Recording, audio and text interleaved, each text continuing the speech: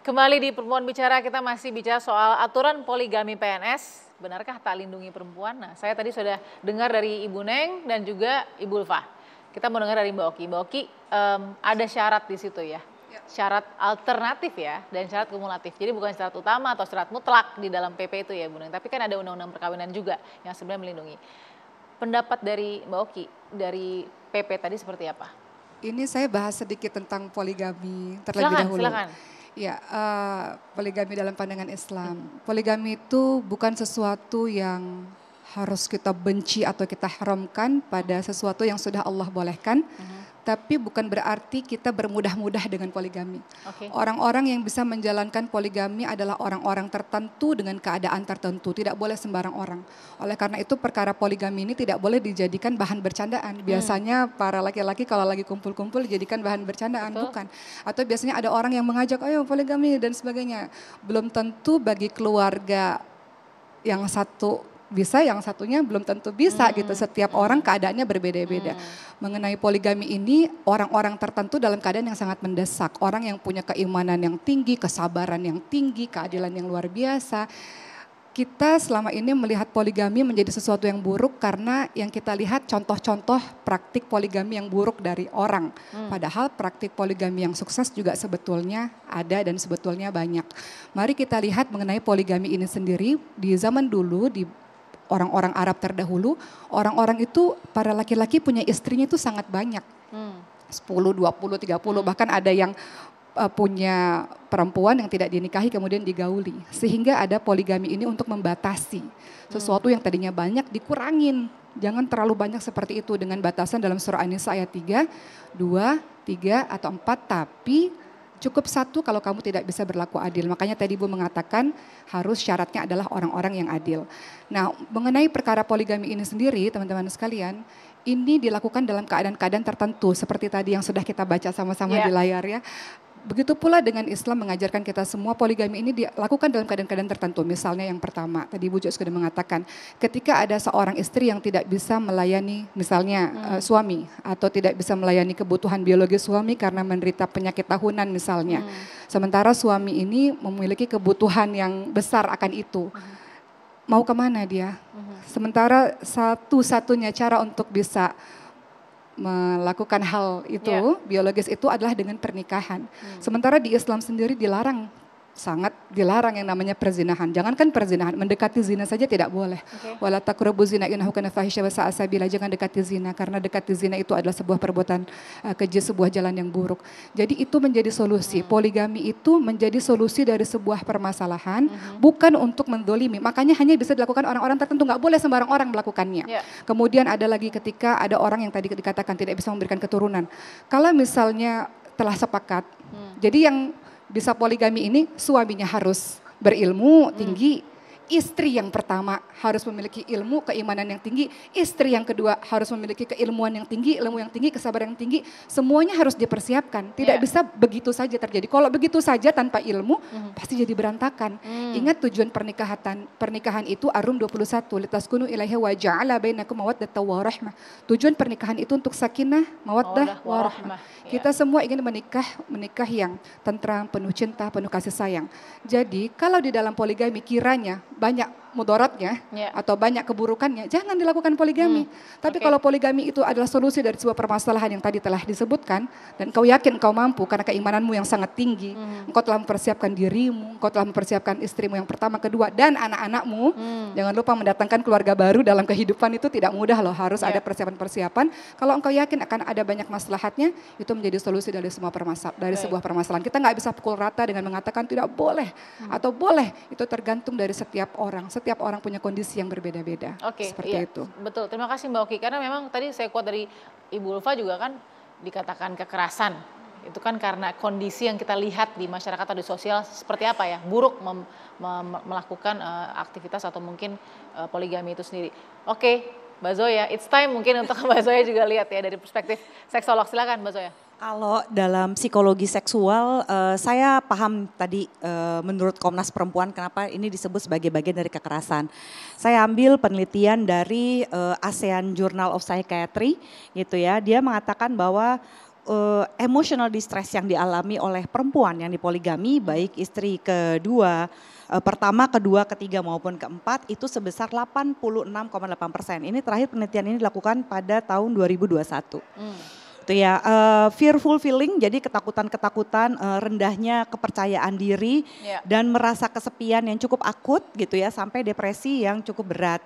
Jadi hal-hal seperti ini merupakan bisa dikatakan sebagai kekerasan emosi, apalagi kalau lagi melihat alasan kenapa dilakukannya poligami masih relatif sebagian besar karena alasan ekonomi gitu ya. Jadi untuk di Asia ya, saya nggak tahu kalau research yang lain. Jadi untuk di Asia masih untuk alasan ekonomi, di mana ada pembelian bride dari si prianya ini karena dia mampu secara ekonomi, dia membeli untuk melepaskan hutang-hutang, dan ini membuat ketergantungan yang cukup besar dari para perempuan ini kepada si laki-lakinya.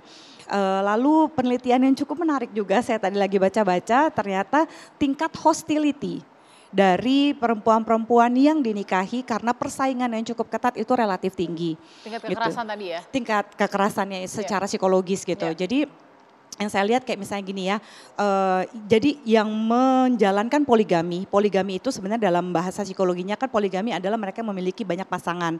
Di bawahnya poligami itu ada poligini dan termasuk juga ada poliandri. Cuma poliandri tidak populer di dunia ini. Poliandri adalah seorang istri yang memiliki banyak suami. Lebih populer bukan hanya agama tapi ada beberapa culture juga yang menjalani poligini, yaitu seorang suami yang memiliki banyak istri. Nah, di sini kayak konsep keadilan ini juga kalau saya ya melihat dari kacamata psikologi, konsep keadilan ini susah-susah gampang Mbak.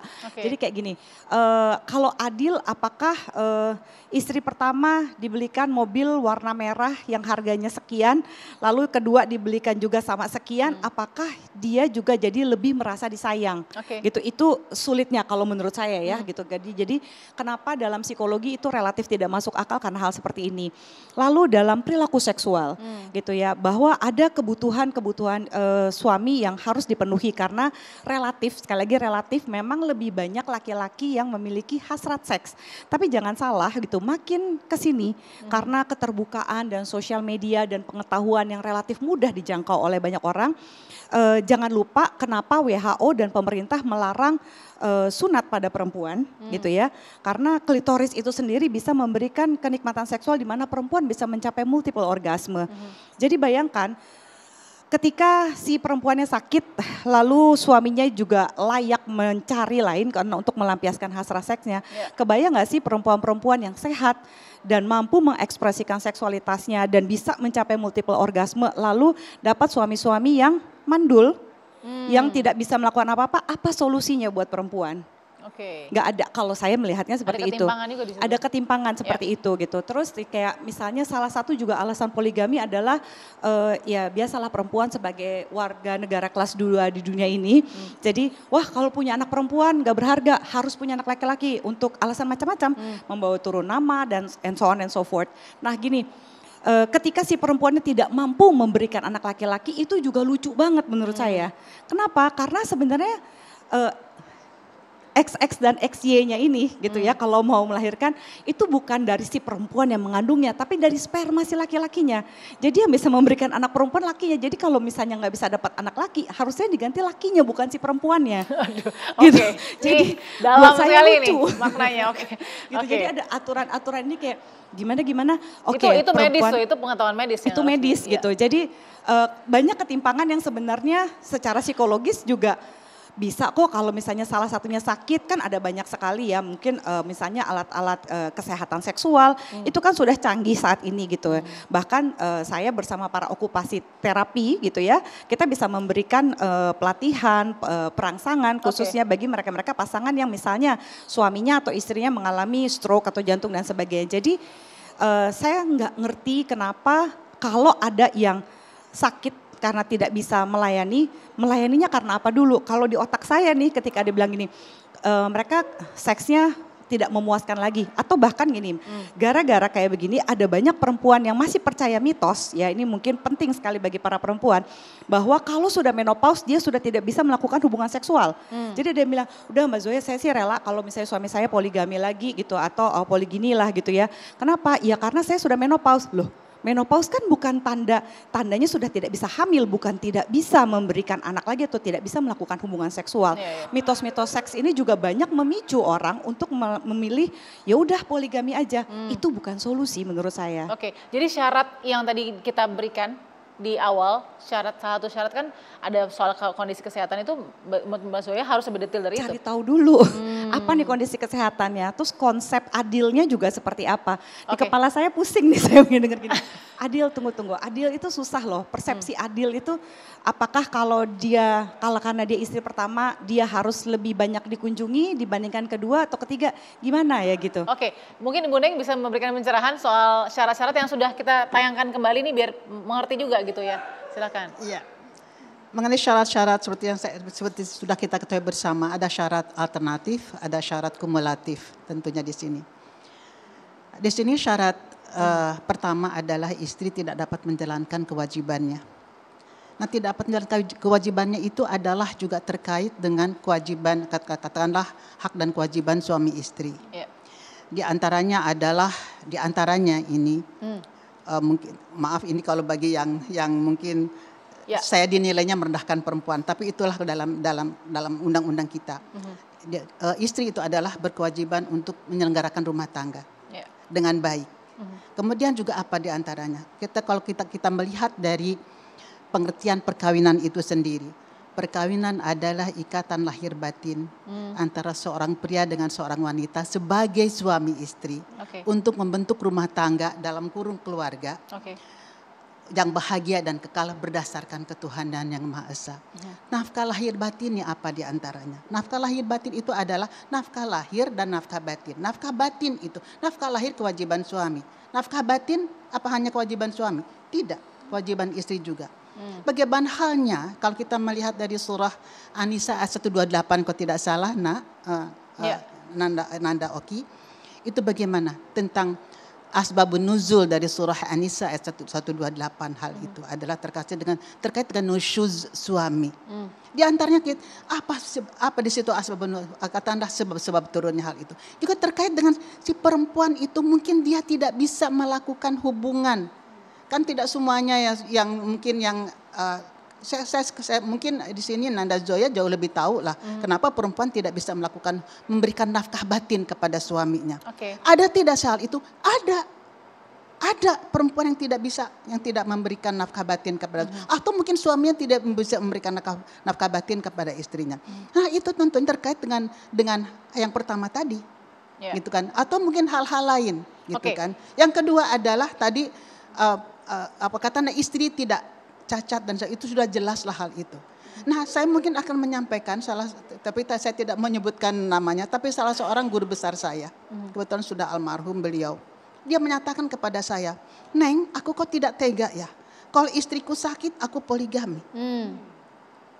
Jadi seperti yang disampaikan oleh Nanda Oki tadi, tidak semua pria itu juga mau poligami. Tapi tidak sedikit pria tanpa alasan yang bisa diterima menurut peraturan perundang maupun secara syar'i begitu, itu melakukan poligami. Apa tujuan poligami? Karena melihat dari pasal 3 ayat 2 Undang-Undang Perkawinan, harus ada izin dari pengadilan atas apa? Atas kesepakatan para pihak. Para pihak ini siapa? Calon dari istri pertama atau terdahulu, suami dan calon istri serta keluarganya. Tadi seperti yang sampaikan Nanda Oki, semuanya harus tahu ada ilmunya. Jadi tujuan poligami itu bukan untuk menyakiti. Tapi kalau dilarang juga tidak boleh menurut saya. Hanya dalam hal ini terkait dengan PP nomor 10 tahun 83 Yungto PP 45 tahun 90 itu mendiskriminasikan perempuan pegawai negeri sipil. Kenapa tidak boleh menjadi istri kedua, ketiga, empat dan hukumannya diberhentikan tidak dengan hormat? Itu dari dulu saya sedih hal itu. Baik. Mungkin nanti kita bicara soal gajinya. Ada ketidakadilan tadi ya. Sesaat lagi saya akan tanya bagaimana menurut Mbak Oki dan juga Ibu Ulfa ya tentang kondisi atau paling tidak tadi profesi PNS juga salah satunya ya, yang akhirnya ada ketimpangan terus kemudian jadi presiden juga soal berlaku adil dari Mbak Zoya ya. Sesaat lagi di Perempuan Bicara.